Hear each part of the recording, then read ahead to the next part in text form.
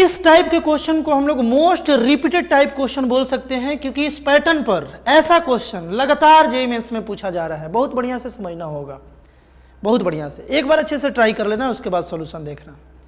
Question में तुमसे पूछा जा रहा है set of all real value of ए।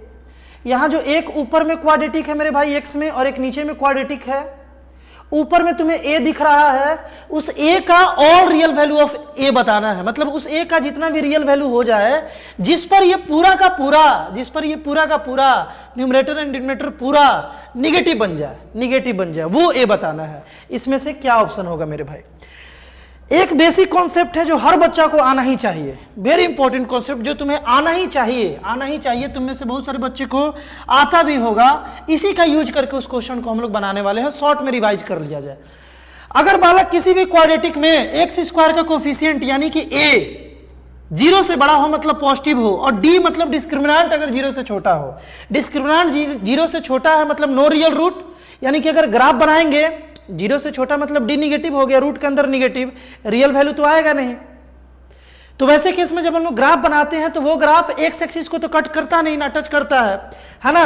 तो अगर ए 0 से बड़ा हो, डी 0 से छोटा हो, तो वो पोलिनोमियल में तुम कोई भी एक्स रख लोगे, वो पोलिनोमियल ऑलवेज पॉजिटिव होगा। देखो ग्राफ कुछ ऐसा बनेगा, इस कंडीशन का ग्राफ मेरे भाई कुछ ऐसा बनेगा। तो एक्स का कोई भी वैल्यू रख रहे हैं, वाई में ऊपर की ओर मिल रहा है, यानी कि फॉर ऑल रियल एक्स, किसी भी रियल एक्स के लिए ये जो पोलिनोमियल है ऑलवेज पॉजिटिव हो जाएगा, हमेशा पॉजिटिव हो जाएगा। उसी तरीके से अगर ए 0 से छोटा हो मतलब एक्स स्क्वायर का कोफिशिएंट अगर निगेटिव हो, डी भी अगर निगेटिव हो, डी भी माइनस में आ जाए, तो वैसे केस में मेरे भाई ग्राफ कुछ ऐसा बनेगा।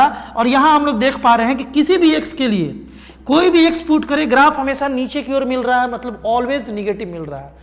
यानी कि अगर ये कंडीशन बनता है तो उस पोलिनोमियल में x के जगह पर तुम कोई भी रियल नंबर रखोगे, वो हमेशा निगेटिव वैल्यू देगा, हमेशा निगेटिव रहेगा। इसी का यूज करने वाले हैं हम लोग। अभी ध्यान से देखोगे, अगर तुम यहां डिनोमिनेटर को नोटिस करो मेरे भाई, तो यहां पर a तो 1 है, एक्स स्क्वायर का कोफिशिएंट a होता है मेरे भाई, ये तो 1 है ना, यानी कि a 0 से बड़ा आ गया। d निकाला जाए, d निकाले, यहां पर d यानी कि b स्क्वायर माइनस 4ac निकाले तो माइनस 156 आ गया, यानी कि d जो है यहां पर 0 से छोटा आ गया मेरे भाई। a 0 से बड़ा, d 0 से छोटा, मतलब केस ये बन रहा है, मतलब polynomial will always positive for any real x, कोई भी रियल एक्स के लिए मेरे भाई ये ऑलवेज पॉजिटिव होगा। अब तुम थोड़ा दिमाग लगा लो, क्वेश्चन तुरंत सॉल्व हो गया, एकदम तुरंत हो गया सॉल्व। दिमाग लगा लो, ये ऑलवेज पॉजिटिव आ गया, ऑलवेज प्लस आ गया, पॉजिटिव आ गया। डिनोमिनेटर अगर ऑलवेज पॉजिटिव आ गया, तो अब बताओ इस पूरे को मेरे भाई, इस पूरे को निगेटिव होने के लिए अगर नीचे प्लस आया है, ऊपर भी प्लस आ जाएगा तो प्लस प्लस प्लस हो जाएगा ना, ऊपर प्लस नहीं आना चाहिए। अगर इस पूरे फ्रैक्शन को ऑलवेज निगेटिव होना है और हमें यह कंफर्म हो गया कि डिनोमिनेटर ऑलवेज पॉजिटिव है, तो न्यूमरेटर को ऑलवेज निगेटिव होना ही पड़ेगा, न्यूमरेटर को ऑलवेज निगेटिव होना ही पड़ेगा, तभी तो माइनस बाई प्लस माइनस आएगा, तो ये पूरा फ्रैक्शन ऑलवेज निगेटिव बनेगा। बात क्लियर है? अब हमें देखना होगा कि a के किस वैल्यू पर ये पूरा निगेटिव बन रहा है, a के किस वैल्यू पर ये पूरा निगेटिव बन रहा है, ऑलवेज निगेटिव बन रहा है ना, पूरा निगेटिव और ऑलवेज निगेटिव हमेशा बनना चाहिए, a के किस वैल्यू पर।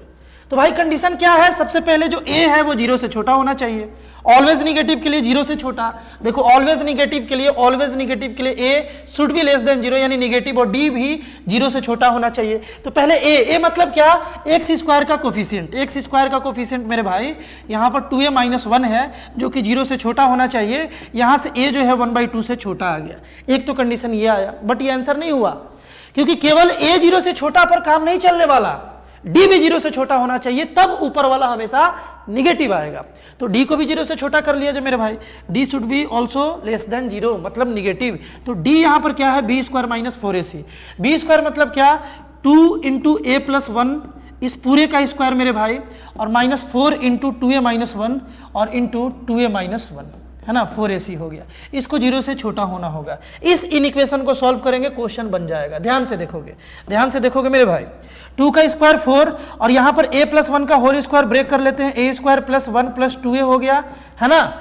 और यहाँ से देखा जाए, यहाँ से अपने पास आ गया माइनस 4, 2a माइनस 1 का होल स्क्वायर है, 2a माइनस 1 का होल स्क्वायर यानी कि 4a स्क्वायर +1 -4a हो गया मेरे भाई, 4a हो गया, ये 0 से छोटा आना चाहिए।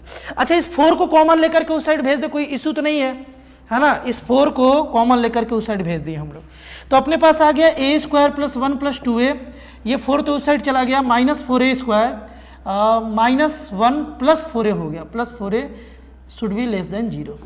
अब देखो आगे इसको सॉल्व किया जाए, ये दोनों मिलकर के -3a² हो गया, +2a + 4a यानी कि +6a हो गया, और 1 और -1 ये दोनों कैंसिल हो गया, यहाँ पर 0 से छोटा आ गया। अब अगर यहाँ से मेरे भाई -3a कॉमन ले ले, -3a कॉमन ले ले, तो यहाँ से a बचेगा और -2a बचेगा, जो कि -2 बचेगा, जो कि 0 से छोटा रहेगा। अब इस -3 को केवल इस साइड भेजे, उस साइड, तो जानते हो साइन ऑफ इनइक्वालिटी चेंज हो जाता है, यानी कि यहाँ से आ जाएगा a × a-2 जो है ये 0 से बड़ा हो जाएगा।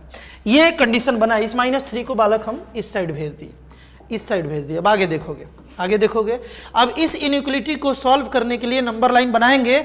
इसमें 2 लीनियर फैक्टर है, a का क्रिटिकल पॉइंट 0 आ जाएगा और इसका क्रिटिकल पॉइंट मेरे भाई 2 आ जाएगा, है ना। एक का 0 और एक का 2, यहाँ प्लस माइनस प्लस ये सब तो जानते होगे बनाना, है ना। तो 0 से बड़ा यानी प्लस वाला रीजन अपना आंसर है, 0 से बड़ा यानी कि यहां से यहां और यहां से यहां, ये हम लोगों का कंप्लीट जो है वो आंसर है, ये हम लोगों का कंप्लीट आंसर है। तो अब देखोगे ऊपर वाले को एकदम ध्यान से देखोगे मेरे भाई, ध्यान से देखोगे, इस पूरे को निगेटिव बनाना था, नीचे वाला प्लस है, ये बात कंफर्म है। ऊपर वाला अगर निगेटिव हो तो ये पूरा निगेटिव हो जाए, और ऊपर वाला को निगेटिव होने के लिए 2 बात जरूरी है, एक a जो है यानी कि x² का कोफिशिएंट वो 0 से छोटा होना चाहिए, और d जो है वो 0 से छोटा होना चाहिए। अगर a को 0 से छोटा करना है, x² का कोफिशिएंट 0 से छोटा करना है, तो a का कंडीशन है ये, ध्यान से देखोगे, a का कंडीशन है मेरे भाई ये, और अगर d को 0 से छोटा करना है तो कंडीशन ये है, d को 0 से छोटा करना है तो कंडीशन ये है। अब बताओ कि बात तो दोनों होना चाहिए ना, बात तो मेरे भाई दोनों होना चाहिए। कौन बात होना चाहिए? a भी 0 से छोटा होना चाहिए और d भी 0 से छोटा होना चाहिए। देखो a क्या बोल रहा है, मतलब कि x² का कोफिशिएंट के अनुसार जो है वो बोल रहा है कि इधर से मतलब 1/2 से अगर a छोटा हो तो यहां पर x² का कोफिशिएंट निगेटिव हो जाएगा, बात क्लियर है। और d क्या बोल रहा है कि अगर यहां से यहां वैल्यू हो, मतलब या तो 0 से छोटा हो या तो 2 से बड़ा हो, तो d यहां पर निगेटिव आ जाएगा।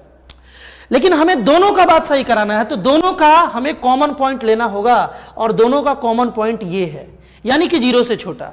0 से छोटा अगर a रखा जाए, ध्यान से सुनना, 0 से छोटा अगर a रखा जाए तो यहां a भी निगेटिव हो जाएगा, मतलब x² का कोफिशिएंट भी निगेटिव हो जाएगा और इसका d भी निगेटिव हो जाएगा। और जब ये दोनों निगेटिव हो जाएगा तो ये ऊपर वाला क्वाड्रेटिक ऑलवेज निगेटिव हो जाएगा, तो ये पूरा का पूरा ऑलवेज माइनस हो जाएगा।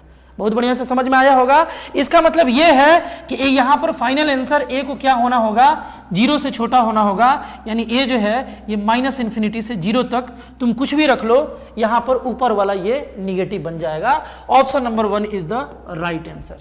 आई होप इस क्वेश्चन को भी मेरे भाई तुम बहुत बढ़िया से समझ पाए होगे। इस टाइप का और भी क्वेश्चन जो तुम्हारे जेईई मेंस जेईई एडवांस के सफ़र को मज़ेदार बनाता है, आसान बनाता है, लगातार इस चैनल पर वाला कंटेंट अपलोड हो रहा है, एक बार चैनल को जरूर विजिट करना।